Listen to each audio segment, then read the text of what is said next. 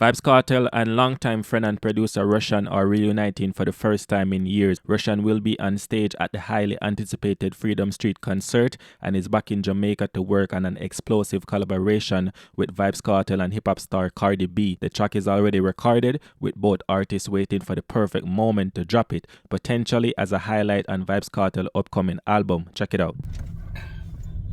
Oh, one Kartel and one Rvssian. One. Remember when you see Kartel and head concussion, every ladies want touch on. Oh. Oh. Here I was this time. Scatter, Jonathan, 2010, when I shot Rvssian. I said, what are we up to? What him say?